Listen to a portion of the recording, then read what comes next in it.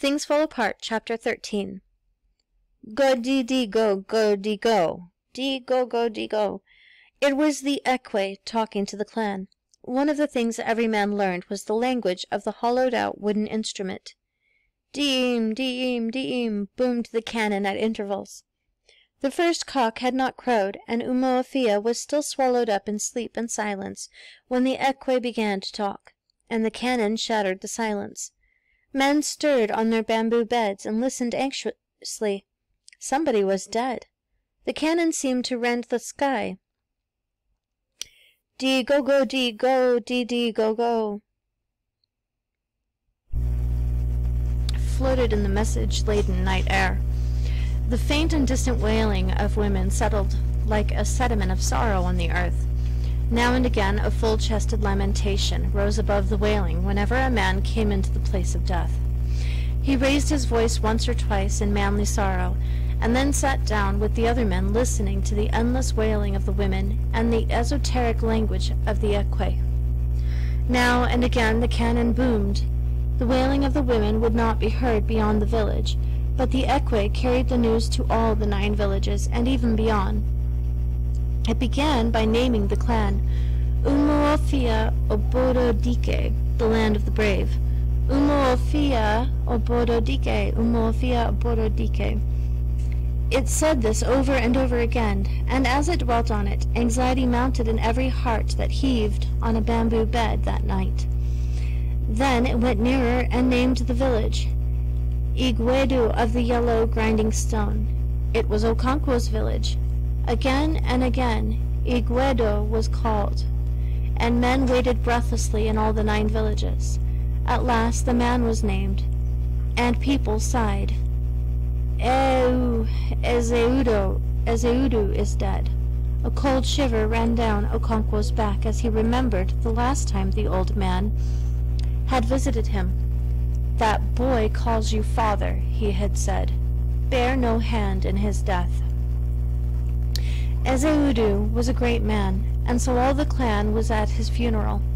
The ancient drums of death beat, guns and cannon were fired, and men dashed about in frenzy, cutting down every tree or animal they saw, jumping over walls and dancing on the roof. It was a warrior's funeral, and from morning till night warriors came and went in their age groups.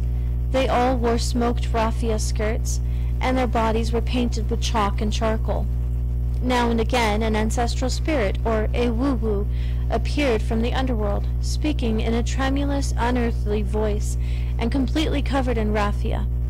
Some of them were very violent, and there had been a mad rush for shelter earlier in the day when one appeared with a sharp machete, and was only prevented from doing serious harm by 2 men who restrained him with the help of a strong rope tied round his waist. Sometimes he turned round and chased those men, and they ran for their lives, but they always returned to the long rope he trailed behind. He sang in a terrifying voice that Ikwensu, or the evil spirit, had entered his eye. But the most dreaded of all was yet to come. He was always alone, and was shaped like a coffin. A sickly odor hung in the air wherever he went, and flies went with him. Even the greatest medicine man took shelter when he was near. Many years ago another Ewuwu had dared to stand his ground before him, and had been transfixed to the spot for 2 days.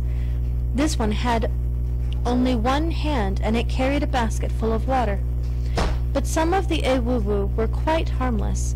One of them was so old and infirm that he leaned heavily on a stick.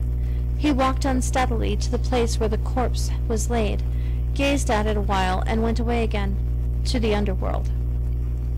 The land of the living was not far removed from the domain of the ancestors. There was coming and going between them, especially at festivals, and also when an old man died, because an old man was very close to the ancestors. A man's life from birth to death was a series of transition rites, which brought him nearer and nearer to his ancestors. Ezeudu had been the oldest man in the village, and at his death there were only 3 men in the whole clan who were older, and 4 or 5 others in his own age group. Whenever one of these ancient men appeared in the crowd to dance unsteadily the funeral steps of the tribe, younger men gave way, and the tumult subsided. It was a great funeral, such as befitted a noble warrior. As the evening drew near, the shouting and the firing of guns, the beating of drums, and the brandishing and clanging of machetes increased. Ezeudu had taken 3 titles in his life. It was a rare achievement. There were only 4 titles in the clan, and only 1 or 2 men in any generation ever achieved the 4th and highest. When they did, they became the lords of the land. Because he had taken titles, Ezeudu was to be buried after dark, with only a glowing brand to light the sacred ceremony. But before this quiet and final rite, the tumult increased tenfold. Drums beat violently, and men leapt up and down in frenzy. Guns were fired on all sides, and sparks flew out as machetes clanged together in warriors' salutes. The air was full of dust and the smell of gunpowder. It was then that the one-handed spirit came, carrying a basket full of water. People made way for him on all sides, and the noise subsided. Even the smell of gunpowder was swallowed in the sickly smell that now filled the air. He danced a few steps to the funeral drums, and then went to see the corpse. "Ezeudu," he cried in his guttural voice, "if you had been poor in your last life, I would have asked you to be rich when you come again. But you were rich. If you had been a coward, I would have asked you to bring courage. But you were a fearless warrior. If you had died young, I would have asked you to get life. But you lived long. So I shall ask you to come again the way you came before. If your death was the death of nature, go in peace. But if a man caused it, do not allow him a moment's rest." He danced a few more steps and went away. The drums and the dancing began again, and reached fever heat. Darkness was around the corner, and the burial was near. Guns fired the last salute, and the cannon rent the sky. And then, from the center of the delirious fury, came a cry of agony and shouts of horror. It was as if a spell had been cast. All was silent. In the center of the crowd, a boy lay in a pool of blood. It was the dead man's 16-year-old son, who, with his brothers and half-brothers, had been dancing the traditional farewell to their father. Okonkwo's gun had exploded, and a piece of iron had pierced the boy's heart. The confusion that followed was without parallel in the tradition of Umuofia. Violent deaths were frequent, but nothing like this had ever happened. The only course open to Okonkwo was to flee from the clan. It was a crime against the Earth Goddess to kill a clansman, and a man who committed it must flee from the land. The crime was of 2 kinds, male and female. Okonkwo had committed the female because it had been inadvertent. He could return to the clan after 7 years. That night he collected his most valuable belongings into headloads.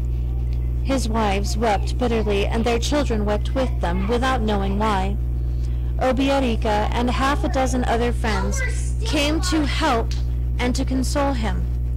They each made 9 or 10 trips, carrying Okonkwo's yams to store in Obiarika's barn. And before the cock crowed, Okonkwo and his family were fleeing to his motherland. It was a little village called Mbanta, just beyond the borders of Mbaino. As soon as the day broke, a large crowd of men from Ezeudu's quarter stormed Okonkwo's compound, dressed in garbs of war. They set fire to his houses, demolished his red walls, killed his animals, and destroyed his barn. It was the justice of the Earth Goddess, and they were merely her messengers. They had no hatred in their hearts against Okonkwo. His greatest friend, Obiarika, was among them. They were merely cleansing the land which Okonkwo had polluted with the blood of a clansman. Obiarika was a man who thought about things. When the will of the goddess had been done, he sat down in his obi and mourned his friend's calamity. Why should a man suffer so grievously for an offense he had committed inadvertently? But although he thought for a long time, he found no answer. He was merely led into greater complexities. He remembered his wife's twin children, whom he had thrown away. What crime had they committed? The earth had decreed that they were an offense on the land and must be destroyed. And if the clan did not exact punishment for an offense against the great goddess, her wrath was loosed on all the land, and not just on the offender. As the elders said, if one finger brought oil, it soiled the others.